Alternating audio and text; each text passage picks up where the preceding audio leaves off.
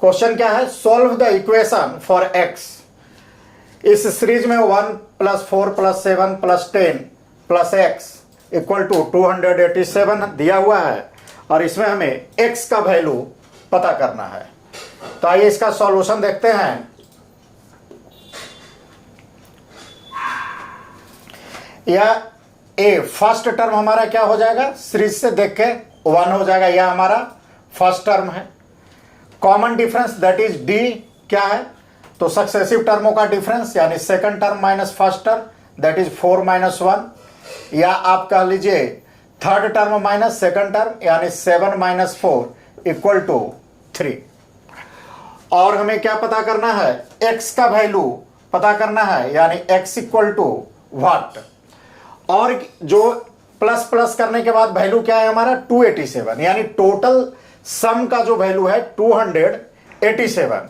That means SN value हमारा कितना है 287 है। अब देखिए यह जो x क्या है, यह सीरीज के क्या है लास्ट में है, यह क्या है लास्ट में है, यानी इसे हम लास्ट टर्म मान सकते हैं दैट इज L, या इसे हम nth टर्म भी मान सकते हैं। इसे क्या मान सकते हैं, nth टर्म भी इसे हम मान सकते हैं। तो आइए फॉर्मूला से चलते हैं। We have that an equal to a + n - 1 into D.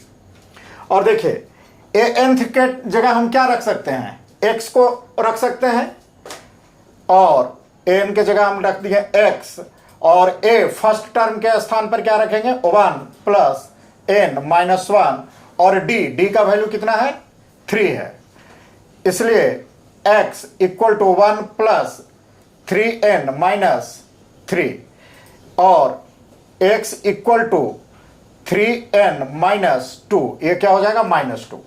इसी x का वैल्यू निकालना है तो अभी इस फॉर्म में रहने देते हैं, x इक्वल टू 3n - 2, इसे हम मान लेते हैं इक्वेशन फर्स्ट। एक और क्या वैल्यू दिया हुआ था हमारा, एसन इक्वल टू 287। अब आइए एसन के लिए चलते हैं। अगेन एसन इक्वल टू क्या है, अब देखिए एसन इक्वल टू हम फॉर्मूला है n/2 इंटू a + l, यानी first term plus last term. आप इस फॉर्मूला को भी हम इस्तेमाल कर सकते हैं n/2 into 2a + n - 1 into D, किंतु हम इस फार्मूला का ही इस्तेमाल करना बेहतर होगा हमारे लिए, क्योंकि यहां पर देखिए फर्स्ट टर्म भी पता है हमें, लास्ट टर्म भी पता है, और हमें n के फॉर्म में पता यहां भी नहीं है, इस टर्म में भी n हमें अभी नहीं पता चला है और यहां भी नहीं पता चला है, इसलिए यह सिंपल फॉर्मूला लेकर हम आगे बढ़ते हैं।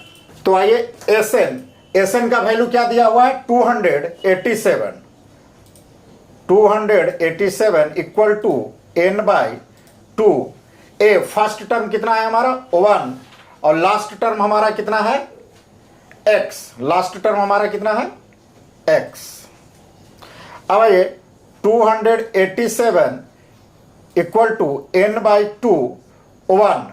अब देखिए x का वैल्यू इक्वेशन 1 में हमारा कितना आया है 3n - 2, तो x के जगह पर हम क्या रख देते हैं 3n - 2। यह कहां से आ रहा है, फ्रॉम इक्वेशन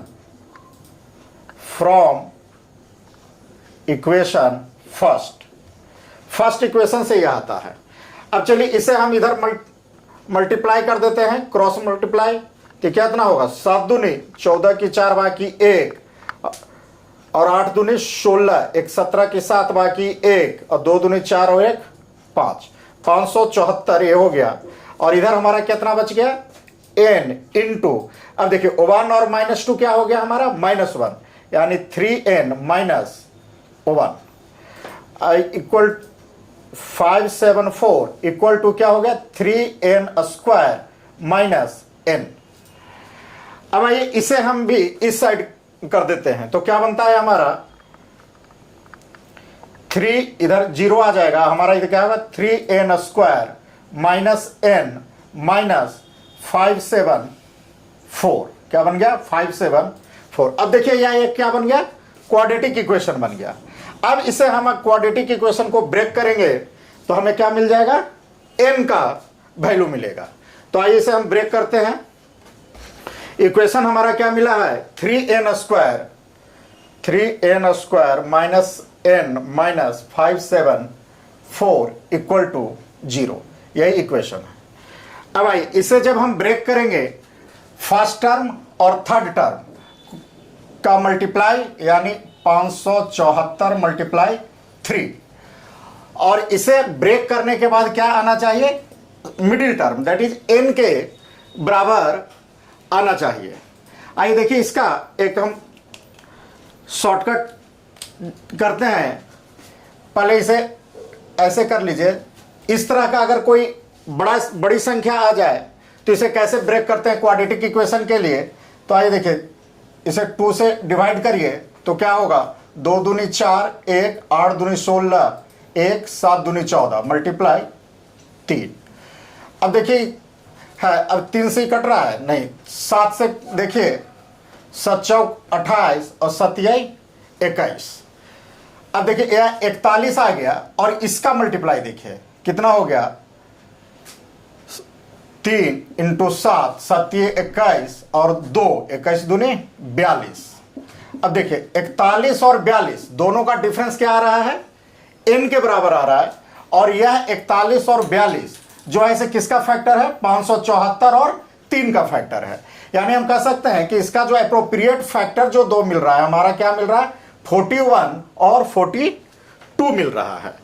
तो इसे हम ब्रेक कर लेते हैं, 3n square minus 42n plus 41n minus 574 equal to 0।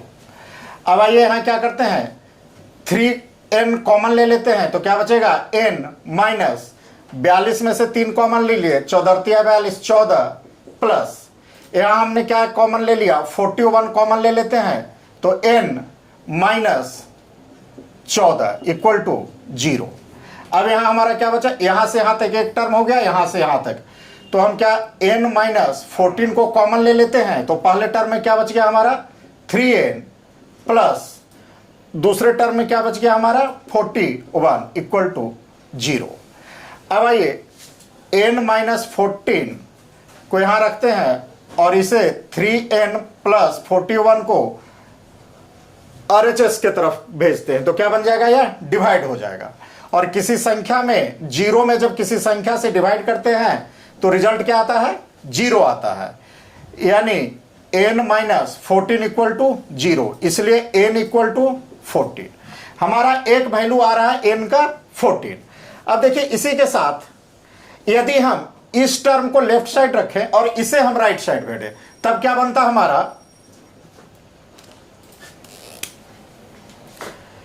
3n plus 41 left hand रख लेते और इसे हम 0 डिवाइडेड बाय n माइनस 40।